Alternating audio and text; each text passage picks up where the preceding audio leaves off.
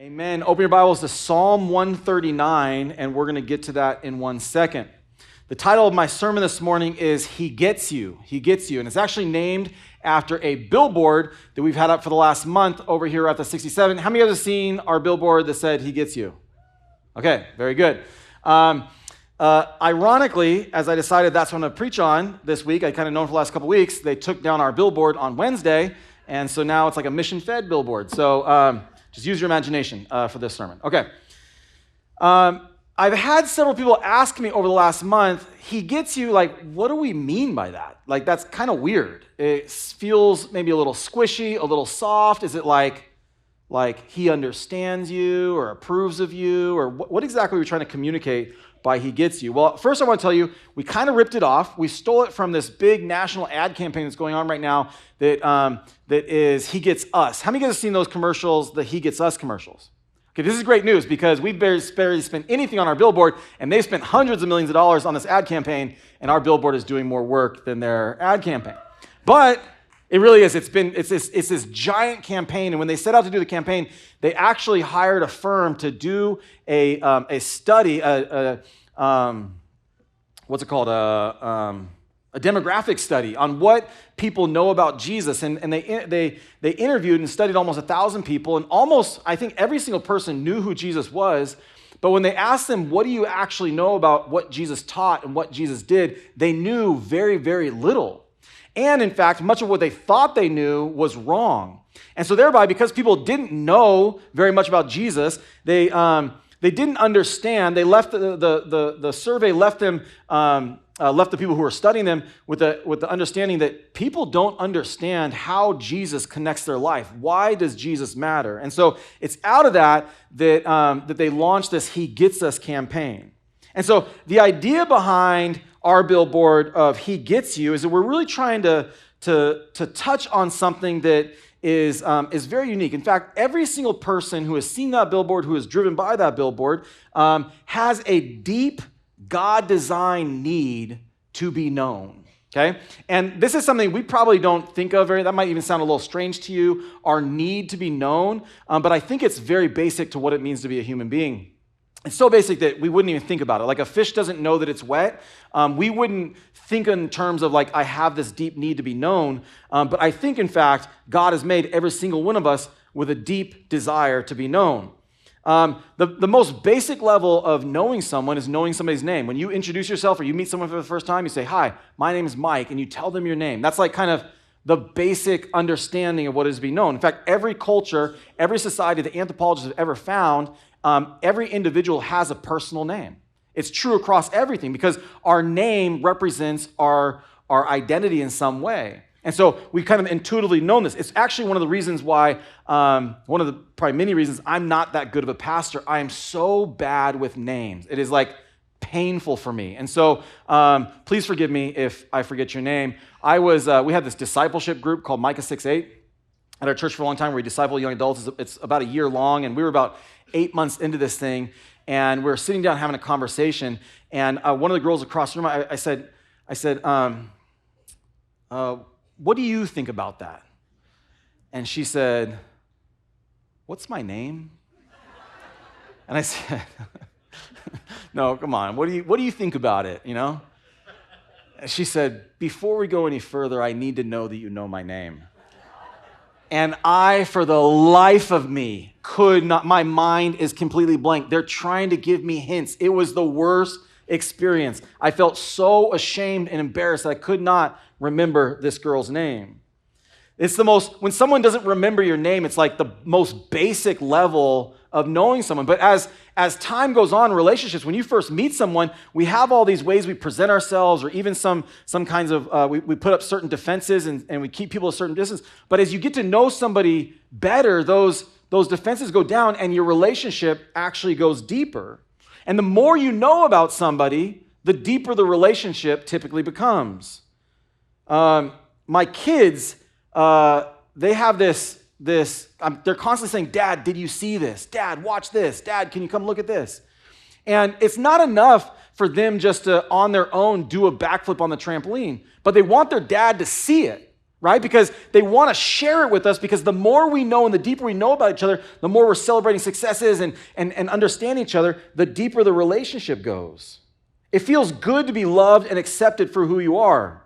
It doesn't just feel good, it actually meets a deep need for relationship that we have. When you're not known or you're not understood or you're not accepted, it can cause bad feelings. Things can go very wrong. Feelings of isolation, rejection, self-doubt, anger, despair. We have people all around us that are constantly trying to look for acceptance. They're trying to become somebody or make a name for themselves or earn people's respect or their approval. And oftentimes, when they don't get it, it's very painful. Or even when they get it, it's very shallow, because who they're presenting themselves to be is not who they really are. All of it is undergirded by this desire, this need we have to be known.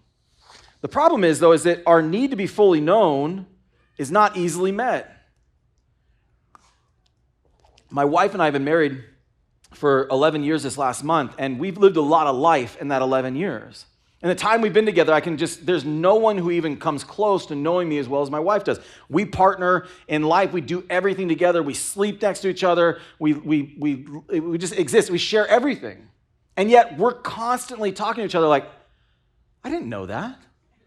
You didn't tell me that. I never do that. Last night, after I preached this sermon, I went home. We're laying in bed. And she said, when I was a server at Izzy's Cafe, I was like, you never told me you were a server at Izzy's Cafe. It's like we're constantly learning new things about each other. It's hard to fully know someone. In fact, one of the reasons it's hard is because we barely know ourselves. We've forgotten more about ourselves than we currently are conscious of. We have all kinds of internal desires and motivations and things inside of us that are subconscious and unconscious. Right? It's hard to really know yourself all that well. We do things all the time. We breathe without even thinking about it, right? Unless you're really stressed out, in which case you're like, breathe in, breathe out, breathe in, breathe out. But even then, you're not thinking about anything else when you're thinking about that. We have all these things that are going on inside of us, these just impulses and motivations that aren't even aware of us. Our brains aren't large enough to be conscious of knowing them.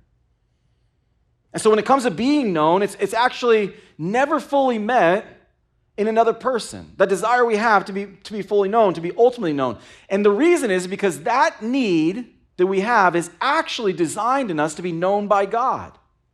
It's actually designed in us to be fully known by Him. We're like a Lego piece that's designed to fit together with something else. And that something else is God. And when we're not connected, when we're not conscious or aware of His knowledge of us, of His understanding of us, there's something missing, there's something broken. We're always going to struggle in that. When God made Adam and put him in the garden, He gave Adam the responsibility of naming everything else around him, except he didn't name himself. God said, He gave him his name. God reserved that right. And the reason is because who Adam really was not defined by Adam. It was defined by God, being known by Him. So people, whether consciously or unconsciously, they have a deep desire to be known by God. And so when we put up our billboard that says, He gets you, we're trying to point at that need. And here's what we mean. Theologically, we mean at least two things by that. The first thing is that He knows everything about you. There is nothing about you that God does not know. His knowledge of you is complete. He knows you vastly more than you know yourself. There's things that you have been long forgotten of that God knows. Look what it says in Psalm 139, 1 through 18. O Lord, you have searched me and you have known me. You know when I sit down and when I rise up. You understand my thought from afar. You scrutinize my path and my lying down and are intimately acquainted with all of my ways. He's intimately acquainted with everything about you. Even before there's a word on my tongue, behold, O Lord, you know it all. He knows everything that is about to come out of your mouth. He knows your thoughts before you know your thoughts. You have enclosed behind me and before, and laid your hand upon me. Such knowledge is too wonderful for me. It's too high. I cannot attain to it. Where can I go from your spirit, or where can I flee from your presence? If I ascend to heaven, you're there. If I make my bed in Sheol, behold, you are there. If I take the wings of the dawn, and if I dwell in the remotest part of the sea, even there your hand will lead me, and your right hand will lay hold of me. If I say, surely the darkness will overwhelm me, and the light around me will be night, even the darkness is not dark to you, and the night is as bright as the day. Darkness and light are alike to you. He sees everything. For you formed my inward parts. You wove me in my mother's womb. I will give thanks to you, for I am fearfully and wonderfully made. Wonderful are your works, and my soul knows it very well. My frame was not hidden from you when I was made in secret and skillfully wrought in the depths of the earth. Your eyes have seen my unformed substance, and in your book were all written for me the days that were ordained for me, when as yet there was not one of them. How precious are your thoughts to me, O God. How vast is the sum of them. If I could count them, they would outnumber the sand. He knows everything about you. He knows all of your desires, all of your hopes, all of your successes. He knows all of your failures. He knows all your excuses, and he knows all your angles. The fact that God knows us so fully and completely is actually terrifying. It's actually terrifying to be known, to be so naked, to be so vulnerable in front of somebody. All of your weaknesses, all of your brokenness, all of your sins, God is fully aware and conscious of. It's why in the garden, when Adam and Eve took the fruit and fell, it says they became aware of their nakedness and they tried to hide from God. Our vulnerability makes us want to run away from it, makes us want to find a different place. But that's literally the world's worst game of hide and seek. There is nowhere to hide from God. That's what the psalmist is wrestling with here. He's saying, if I go to heaven, you're there. If I go down to hell, you're there. If I go to the remotest parts of the sea, still you are there. There's nowhere to run from you. There's nowhere to hide from you. When we do something embarrassing or we have some weakness, or whatever it is, we want to know who saw, right? So if you walk through a spider web and you embarrass yourself, the next thing you do is look around to see who saw, right? We're getting ready for a youth event over in the coffee bar, or over in the youth auditorium over there, and I was putting up a sign in the coffee bar beforehand, and we used to have these bar level chairs that were up there. And so I was up on top of one and I was putting up this sign. And then I stepped back to look at my handiwork and I forgot that I was on a bar level height. And so I just fully fell straight back on my back. And the first thing I thought was, am I dead? And I thought, surprisingly, I'm okay. And then I looked around to see who saw. And the place was deserted. It was perfect. And I was like, yes. And then later on that night, I started getting notifications on my Facebook that we actually have a security camera in there that captured the whole thing. And at the time, Courtney Schaefer was running the coffee bar, and she had access to the video camera or the security footage, and she's my friend of me, and so she posted that on the internet, and then all kinds of things started going on. Thank you to Courtney, wherever you are. The idea that there's all these things that we don't want people to know about us, all our brokenness and weakness, God knows all of them fully. There's nowhere to hide from him. You can't hide anything. But when you realize that God knows all of those things, and yet his hand is still outstretched towards you, that he still invites you to come and be with him, that he still wants you, that he still seeks you, that is such a powerful love, a life-changing love that is so incredible. In fact, the most powerful person in the world is the person who knows that their identity comes from being known by God. When you realize that who you are is defined by who he is and his knowledge, who he says you are, that's the most powerful place you can ever be. It means a second related thing, though. It means not just that he knows everything about you, but that he personally knows what it is like to be like you. Sometimes we conceive of God as some distant creator, Some observer like an engineer who built some product and then watches it go.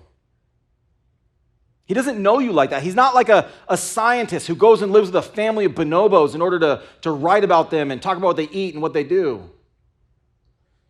He's not even like if you've ever bought a fish tank and you buy the fish tank and you buy the things that go in it and you buy the rocks at the bottom and you put the castle in, you put all the water and you put the fish in and then you watch it, right? There's nothing in that fish tank that you don't know about. You did it all. You put it all in there. God doesn't know us like that. He knows us like that, but he knows us deeper than that. Look what it says in John 1:14. And the Word became flesh and dwelt among us, and we saw his glory. Glory is the only begotten from the Father, full of grace and truth. This is what theologians call the incarnation. Jesus, God himself, came down to earth and became a human being. He came to live as a human being. He knows what it is to be human. The Apostle Paul says it like this in Philliplans 2. Christ Jesus, who although he existed in the form of God, did not regard equality with God a thing to be grasped, but he emptied himself, taking on the form of a bondservant and being made in the likeness of men. God knows what it is to have a body. He knows what it is to be a human being. And all the things that come along with that. He knows what it is to not have a lot of money. He knows what it is to not have a place to sleep, to go hungry. He knows what it is to have friendships and to have enemies. He knows what it is to be lied to and lied about. He knows what it is to be wrongly judged. He knows what it is to disappoint people and be disappointed in people. He understands anxiety and fear. He had family problems, to suffer pain, to suffer physical abuse, to endure temptation and spiritual attack. He doesn't just know it like some distant observer.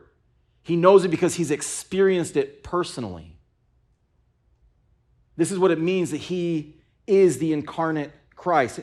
Hebrews 4:15 says, for we do not have a high priest. Our high priest is the one who mediates between us and God, who represents us to the Father, and the Father to us. We do not have a high priest who is unable to empathize with our weakness. But we have a high priest who has been tempted in every way, just as we are, and yet he did not sin. Not only does God know us because he's our creator, but he knows us because he came down to earth. He left his throne. He came down. He was a human. He walked in a human body. He got on our level, and he did it to show us the way. And so when we say he gets you in the most fundamental, foundational way. So that's what we meant with our billboard. I want to move on to a little bit of a different question, though, which is, why have a billboard at all? Is anyone really going to get saved from a billboard? Is a billboard really an effective way to evangelize? So I think that's a fair question. So I want to kind of situate our billboard in our overall strategy of evangelism as a church. First, you should know we have a deal with the billboard people, okay? When they don't have anyone else to take the billboard, we take the billboard and we pay a super discounted price. But in selling us this billboard, they've told us about the traffic study right here on the 67 that there's approximately 376,000 car trips that drive by this billboard every week. That's 1.5 million in a month. And on our little section out here on the 67, okay, we didn't invent the billboard. The billboard sprang up some time ago that people realized as people are driving down the road and looking at signs and paying attention, we can put other signs there in order to advertise and sell them stuff. And right here on our little section of the 67, within a throne's throw of our billboard, there's some other billboards. There's a billboard for casinos. There's a billboard for marijuana dispensaries. There's a billboard for divorce attorneys. And people are driving by these billboards every week, and they're being confronted with these messages.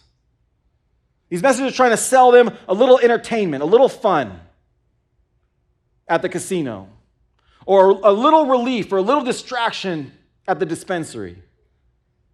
Or maybe we can get you out of a jam with a fast, quick divorce.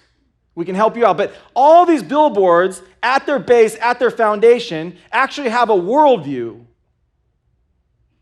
They're trying to present what is good, what is right. And we live in a world where destructive and damning worldviews are so widely accepted that our roads are lined with signs that point you to all kinds of wickedness. And they point you in all kinds of directions that actually have no hope. The only effective for maximizing and multiplying your pain and suffering, for digging your hole deeper. We have signs all over the place that will point you in that direction, and yet we have actively, as a culture, tried to remove our signs that are going to point people to God and faith and morality and truth. There's a famous economist, E.F. Schumacher, and he tells a story about being in Russia when it was under communist rule. And he was there seeing the sights, and he's walking on this road, and he's in front of this huge Russian Orthodox church.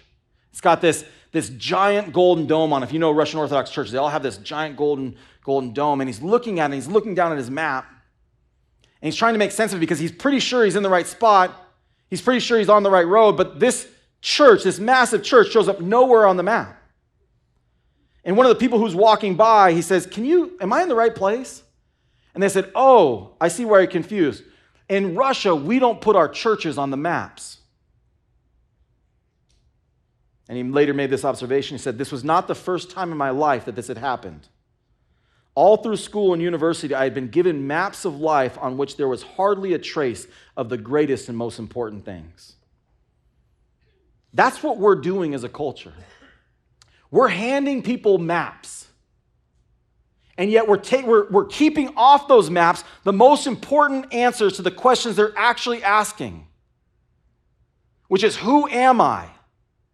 Do I matter? Where do I belong? And we're telling them, go figure it out. And in such a world, you are going to experience brokenness and confusion and manipulated people and jaded people and deceived people. Because that's what happens when you give people a map and you say, go figure it out, and the map doesn't have what they actually need to know on it. This week, we've been reminded again in a really painful way of the brokenness and wickedness that people are capable of. And as you've been paying attention to what's happened in Uvalde, you've seen people outraged, rightly. Shocked, rightly.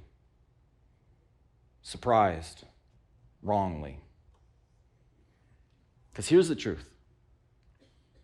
You cannot raise kids in families that are broken, teaching them all along the way that they are here and they exist because of undesigned, unplanned, evolutionary principles. They're just chemicals that bubble at this level. You can't tell them that you need to go figure out your own gender identity. You need to figure out your own sexual identity. And all the problem and all the brokenness that we see around us is actually because it's actually not your fault.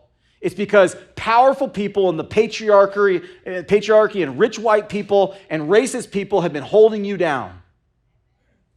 And then expect to get good young men. You're going to get angry, wicked young men. You cannot sow sin and unrighteousness and hope to reap righteousness.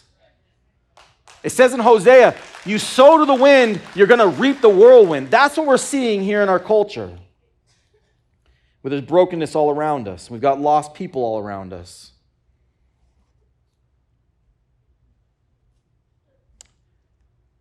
If you had driven down here in Magnolia over the last several months, you see this huge, out-of-control homeless encampment. And when you drive by, what you end up seeing is you see a bunch of young men and some young women who are young and able-bodied and are making a shipwreck of their life. And what you see when you drive by there is you see people who are experiencing the judgment for trying to live their life, not honoring God and walking away from Him.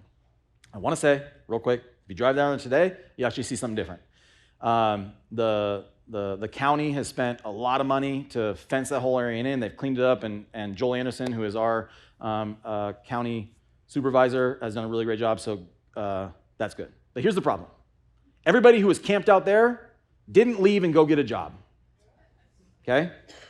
They just found a different place to camp. And we have an epidemic in our country of broken, lost people.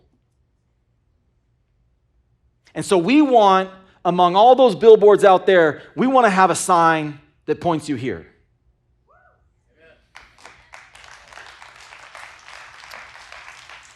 We're not trying to sell you anything. We're not a multi-level marketers. We're not trying to sell Amway. We're not trying to get you to join our club or buy our product or secure your vote. On that billboard, there's an arrow that points here to this church. When you come here, we want to tell you the truth of the gospel. The claims of Christianity are total.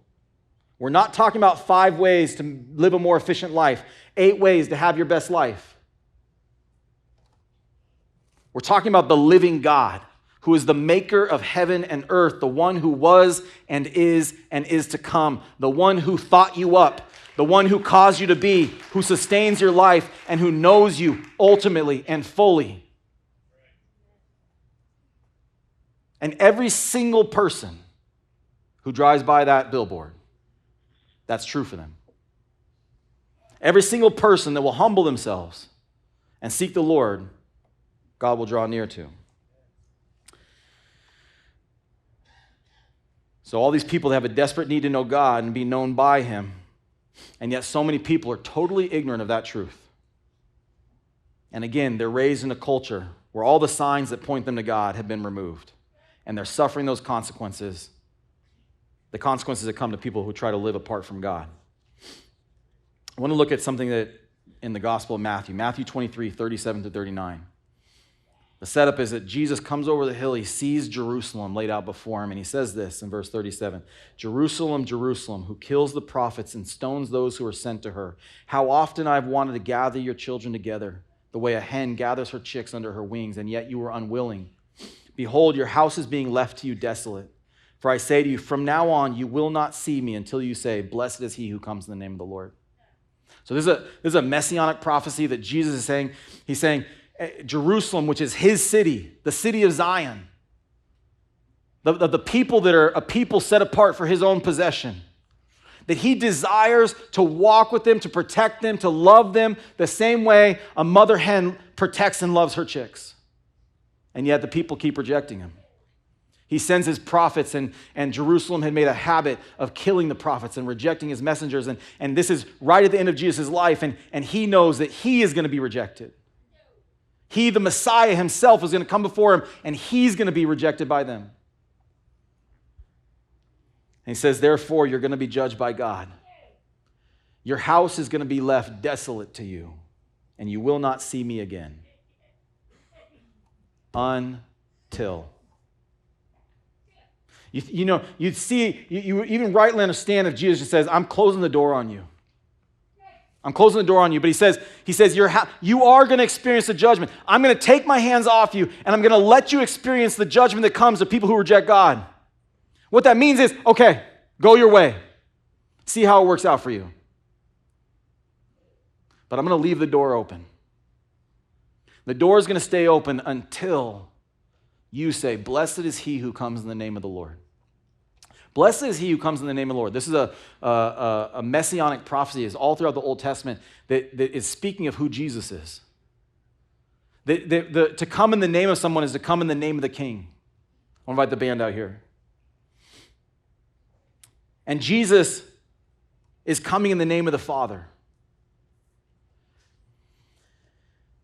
And it says, when you finally open your hearts to receive me, I'll come back. But until that time, I'm going to let you experience judgment. Well, this isn't just the ministry of Jesus. It's the same ministry he's called us to. Look what it says in John 20, verse 21. It says, so Jesus said to them, again, peace be with you. As the Father has sent me, I also send you. So here's God's plan. I give you the ministry that I have, the ministry of reconciliation, to go out to the highways and the byways, the broke and lost people. I want you to tell them that this, how's it working out for you? The pain, the suffering that you're going through, the alienation, the loneliness. I want to tell you that there's a God who loves you. There's a God who cares about your soul. Over the years, we've developed a strategy for evangelism here at this church. Every week, we have our packets that we give out to newcomers, and in there, there's a little form you go and fill out, and you take it to the connections booth out there. And on there's a question: how did you hear about us? And I want to tell you that over the years, there have been several people who said the billboard. There have been several people who said bumper stickers. And we've even had, on those same stickers, there's a question of, have you given your life to the Lord? And they said, today I gave my life to the Lord. So there's some people who've come into this church because they saw our billboard, because they saw a bumper sticker all over San Diego. They said, I'm going to go check it out, and gave their life to the Lord. But that is not our main way of evangelism. That's a really little tiny part of it. Because you know what it says more than 90% of the time? It says, my friend brought me. My coworker brought me. My neighbor brought me. My family member invited me. So we have, probably the largest budget item we have of any ministry in this church is youth ministry. We have a bus ministry, youth venture, higher ground, sunshine clubs. There's an important strategical reason for that. Bill Wilson said many years ago, it's easier to build a fence at the top of the cliff than a hospital at the bottom.